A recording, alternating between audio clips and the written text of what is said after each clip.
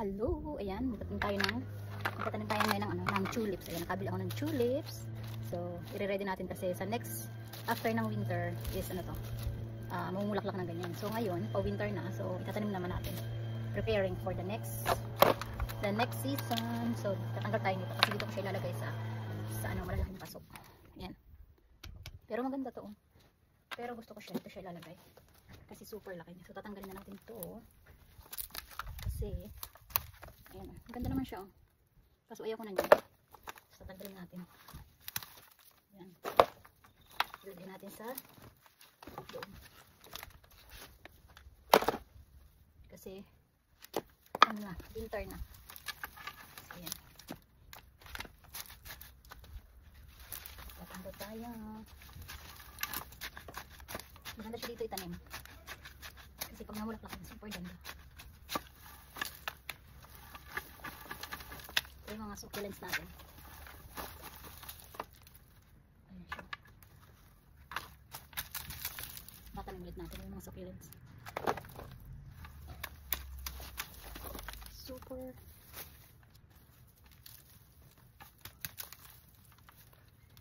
Yan. Sa susunod na season, super ganda niya. Gusto ko kasi itong mga ganda tulips. Ayun. May dito, may mga ang ganda ng paputkot ng lupa, diba? Ano siya? Kuko.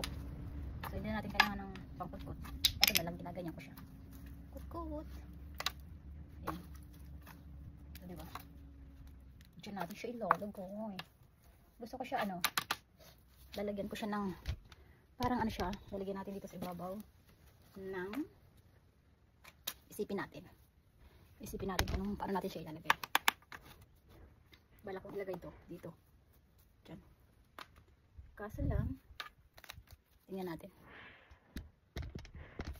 And ayan, ito na yung ating ginawa kanina. So ayan, tinanim ko lang yung mga tulips dyan dito sa gilid-gilid, tapos hanggang dito sa 2 layer, and then nilagyan ko ng succulent sa ibabaw. O diba, ang cute niya.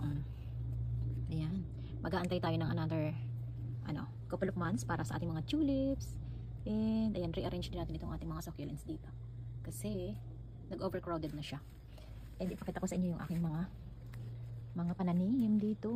Ayan, super na sila, super crowded.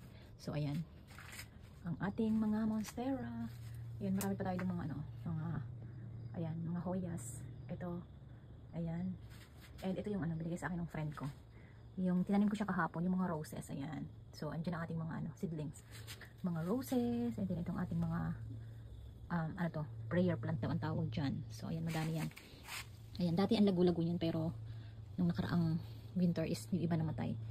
Philodendron. So, sobrang healthy na ng mga plants dito. Ayan. Kasi kapag ganitong nung nakaraang summer, inilabas ko siya sa loob ng bahay, from loob ng bahay, kasi mainit sa loob ng bahay. So nilalabas ko, and eto na yung yung resulta niya. And then kapag balik ng winter kagaya nito, is ibabalik ulit siya sa loob ng bahay dahil okay naman dito. Ito yung namin, yung sa baba, yung aming dati itong storage. So outside storage, tinanggalan ko siya ng laman, ang lagay ko ay mga halaman. So ayan, makikita niyo super dami. O diba? And nagsilakihan na sila. Ito yung aking paborito dito. Ayan, o diba?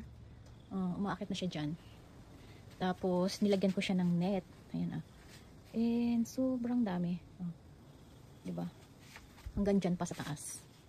Ayan, diba? Mga sabit-sabit. Ngayon nga konti na lang. Dati super super puno yan yung yan. Yung mga taas, puno yan lahat. And itong ating ito dating nasa sa loob ng bahay, nilagay ko lang siya dito kasi para naman minsan naaarawan. And ayan may Christmas pa dyan dati, nilagyan ko siya ng ilaw. And itong cactus ba ito? Ano ba tawag dito? Christmas cactus yata yan. O diba? Maraming pasabit dyan. Sobrang dami na nila. Hindi na magkasya. So yung iba is hindi na magkasya doon sa loob. So inilabas ko na yung iba. Ayan. O diba? Punong-puno na siya doon. Yan yung balcony namin sa taas. Yung ilalim, nilagyan ko siya ng mga plants. And ang mga succulents, dito naman siya sa gilid. So, ayan. Hindi halatang mahilig tayo sa halaman. Ito yung ating mga succulents.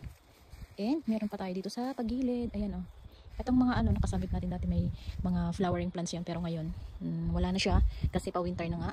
So namamatay. And ito pa ang mga succulents, sobrang dami. Sobrang lamig. Malamig na ngayon kasi autumn na. Kasi pag ganitong autumn talaga is ano, mahangin. And ayun lang, konting pasilip lang sa ating garden. Yung iba dyan ng mga tanim ko is unti-unti ko nang nilalagay sa loob ng bahay kasi kagaya nito, kailangan natin ilagay siya sa loob. Ang ganda nito.